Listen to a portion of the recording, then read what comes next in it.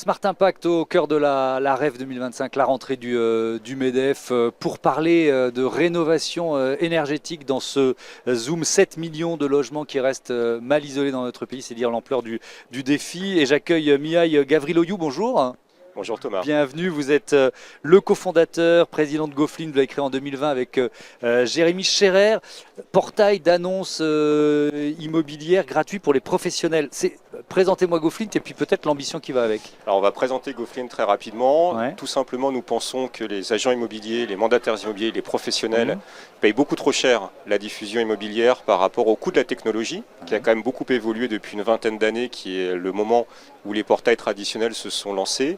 Et nous avons un modèle économique qui s'appuie sur le fait que nous tirons les bénéfices de cette nouvelle technologie et que nous pouvons, pour les professionnels qui le souhaitent, offrir des tarifs à peu près 99% plus bas que les prix historiques du marché. 99%, Oui. ça laisse pas beaucoup de marge, ça. Mais c'est Comment suffisant vous y pour arrivez? nous. Oui. C'est suffisant pour nous. Là où Ouais. vous avez par exemple besoin ou vous aviez besoin Ouais. d'avoir 300, 400, 500 développeurs informatiques, maintenant vous pouvez avoir des équipes de 10, 15, 20 personnes, Ouais. augmentées par de l'intelligence artificielle, qui va être une fraction du coût. Mhm. Quand vous avez en fait cette économie d'échelle, vous pouvez la refaire passer à vos clients. Et nous avons d'autres produits qui sont par exemple de la mise à disposition d'intelligence artificielle pour compte de tiers. Donc en fait, nous développons des produits pour nous et nous les mettons à disposition de réseaux professionnels qui souhaitent les utiliser pour diffuser. Ouais, et notamment, on parlera de la Vigie, qui est un outil d'analyse des biens immobiliers qui sont mis en vente, ce qui nous permettra d'évoquer la question de la rénovation énergétique. Mais juste pour bien rentrer dans le détail, que je comprenne en quoi vous êtes innovant par rapport au marché tel qu'il existait avant GoFlint. Alors, nous sommes innovants dans le sens où nous pensons qu'il maintenant on peut avoir d'autres vecteurs d'acquisition d'audience, puisque l'idée c'est de mettre en relation un particulier qui a une recherche d'achat ou de location avec un bien immobilier. On voit de plus en plus les réseaux sociaux sont consommés comme de l'Internet progressivement. L'intelligence artificielle permet de réduire le temps de consultation. Là où vous avez une recherche traditionnelle avec des menus déroulants, des boutons à cliquer, et vous avez le portail XYZ, y compris GoFlint, qui vous dit « j'ai 153 résultats, ben maintenant vous vous débrouillez ». L'IA va chercher à comprendre. Ça sent le vécu, ça me rappelle des souvenirs, ça, mais bon. L'IA va chercher à comprendre vos critères, que vous allez expliquer en fait en 2-3 messages sous forme de discussion. Et elle va vous dire, bah, ce bien-là, il va correspondre à 92% à votre recherche, celui-ci 83%. Et vous me donnez la main pour que moi, je ne vous donne pas 153 résultats, mais 5 résultats. Et après, si vous voulez aller voir plus loin, on déroule. Mais je vous ai fait gagner 43 minutes à peu près de temps de consultation immobilière. Et si vous ne voulez pas, vous me laissez en veille et c'est l'IA qui fera la recherche pour vous sur le marché. D'accord. Vous affichez un engagement éco-responsable, je me suis dit très bien, mais alors en quoi les utilisateurs de GoFlint participent à un engagement éco-responsable? Alors ils s'en fichent complètement, globalement. C'est pas pour ça qu'ils viennent. C'est pas pour ça qu'ils viennent chez nous. Nous, ce que nous avons souhaité, c'est consacrer 3% du chiffre d'affaires de l'entreprise à compenser l'empreinte digitale de nos serveurs. Donc en d'autres termes, ce que l'on dit, c'est nous sommes un nouveau portail de diffusion, on ne va pas peser sur le climat, en plus des portails historiques. Et l'autre différence que nous avons, c'est que nous, en fait, nous sommes des investisseurs. Là où nous polluons, donc c'est en France que nous réinvestissons, soit pour de la conversion agricole vers des nouvelles technologies moins chronophages, ou pardon, moins voraces en ressources naturelles, soit par exemple pour des projets alors, de reforestation, mais surtout de réintroduction de biodiversité en France. Comment vous les choisissez ces projets? C'est un petit peu au coup de cœur. C'est un petit peu au coup de cœur. Donc en fait, nous ne prenons que des projets qui sont homologués par le ministère de la Transition écologique. Donc nous, on se dit techniquement, c'est bon. Et après, ça va être par exemple en fonction des coups de cœur de GoFlint, en fonction de là où nous avons aussi des annonceurs, donc par exemple des agents immobiliers, parce que ce que l'on souhaite faire, là les projets sont en train de pousser. C'est d'ici 2-3 ans leur dire, venez voir en fait ce que vous avez contribué en fait à redévelopper en France. Alors on va parler donc de ces villes qui ont le plus de passoires thermiques en France. Alors, en préparant l'interview, j'ai été assez surpris. Donc il y a cet outil qui s'appelle la Vigie. C'est quoi la Vigie? Expliquez-moi. La Vigie, c'est un outil qui va analyser tous les 90 jours les biens qui sont mis en vente sur le marché français. Donc on va s'appuyer en grande partie sur le stock diffusé chez GoFlint, qui est entre 650 000 et 700 000 annonces. Et nous avons un partenaire, Casafari, qui nous aide en fait à compléter et à suivre par exemple l'évolution des annonces qui ne vont pas passer par les portails de diffusion.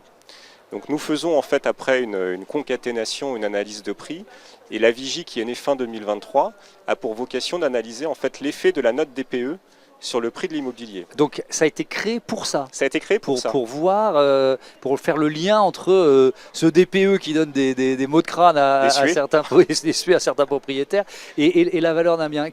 Alors, et donc l'une des premières leçons, c'est déjà de se dire qu'il y a des villes dans lesquelles c'est plus rentable que d'autres hors subvention. Hein. On est bien d'accord. Alors déjà, moi j'ai été surpris de ce constat. C'est pas rentable partout de se lancer dans... Ça n'est pas rentable partout. Je vais prendre un exemple. 600 €, c'est à peu près l'écart moyen en France avec des amplitudes assez importantes entre un bien noté A ou B, donc en fait une habitation dite verte, et un bien noté F et G, ce qu'on appelle une passoire thermique. Ce 600 € dans les grandes villes de plus de 100 000 habitants va varier entre 200 € par exemple pour Bordeaux, donc en fait un écart extrêmement mince qui rend les travaux moins... Même ça ne marchera pas parce que s'ils sont obligatoires, parce que la loi le prévoit, vous ne les faites pas pour ça. Rentable. Vous ne les faites pas pour ça. Et 1 200 € qui va être Paris et Villeurbanne. Mais ces 1 200 € à Paris, c'est 11% de variation de prix. À Villeurbanne, c'est plus de 30%.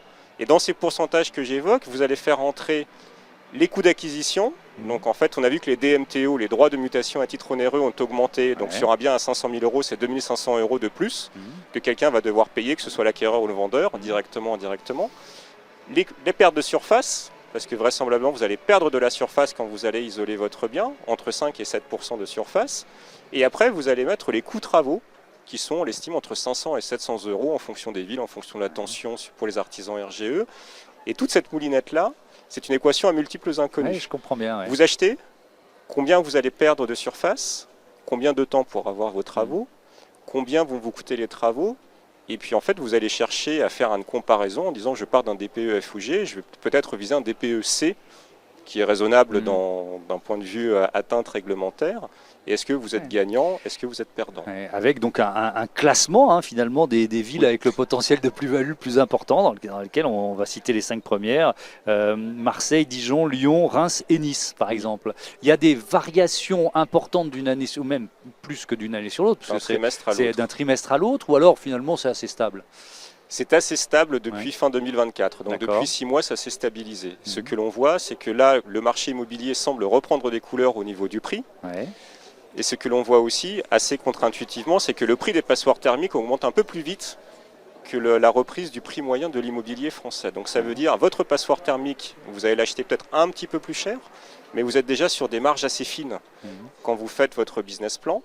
Alors vous êtes obligé, j'allais dire, de compter sur les aides publiques, mais non, parce qu'en fait, on ne sait pas trop à quelle sauce on va être mangé maintenant d'un trimestre à l'autre. Surtout en ce moment, voilà, quel gouvernement sera aux manettes dans quelques semaines? Quelle sera sa priorité? Est-ce que ça l'intéressera toujours? Premier point. Deuxième point, quelles sont les conditions de financement? Puisque là, on voit que le marché, ce qui le porte, ça n'est pas tant le DPE, c'est plus la baisse des taux. On a 22 points de base de baisse de taux. Ce qui nous a en revanche beaucoup surpris, c'est que depuis un an, l'effet DPE, il reste stable. C'est-à-dire, hors Paris, un appartement AB versus FG, c'est 18% de décote. Une maison, c'est 35% de décote. Et les variations d'un trimestre à l'autre se jouent dans les décimales de ces pourcentages. Donc le DPE, c'est bien ancré dans les attentes de prix. Mais en fait, ces attentes de prix ne sortent pas de nulle part, parce que l'acheteur qui veut faire des rénovations, il a, pardon pour l'expression, son business plan derrière. Bien sûr. Et il va chercher à faire porter l'effort, principalement aux vendeurs. Et ça permet aussi d'anticiper. On est sur le temps qu'il va falloir pour rentrer dans son investissement d'une certaine façon. C'est aussi ça. Ça ne veut pas dire qu'on renonce à des rénovations d'ampleur parce que le gain est moindre, mais on sait que ça va nous prendre un peu plus de temps pour rentrer dans notre argent. Tout à fait. Alors on fait aussi une analyse en fait qui va comparer le nombre d'années de revenus locatifs nécessaires pour ne serait-ce que se refaire du coût des travaux. Donc par exemple Dijon, en moins d'un an c'est bon. Angers, vous avez un T2 de 45 mètres carrés, parce qu'on n'a pas évoqué, mais les passoires sont inégales en surface. Plus le bien est grand, plus il peut absorber le coût des travaux.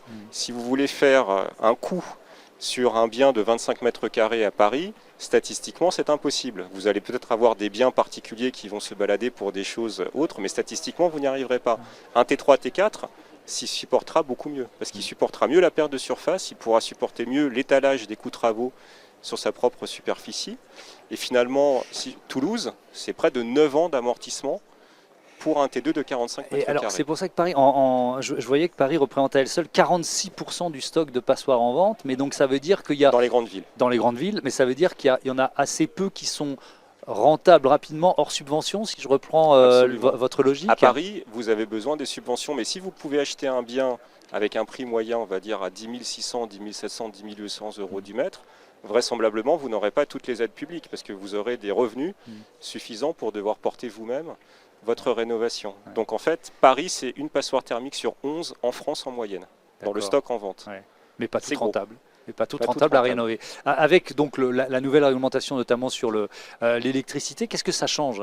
Est-ce que vous avez vu des villes qui étaient en haut du classement baisser un peu, etc., ou pas forcément? Alors, pour l'instant, non, parce que Pour l'instant, l'immobilier non. a quand même une certaine inertie Oui. dans son intégration des facteurs externes. Alors, hormis la réforme du DPE attendue pour 2026 qui va faire disparaître à peu près 20%, 850 000 passoires thermiques d'un coup de baguette magique, nous avions fait une analyse fin 2024 sur les projections de l'ANA, donc qui est l'Agence nationale pour la rénovation de l'habitat.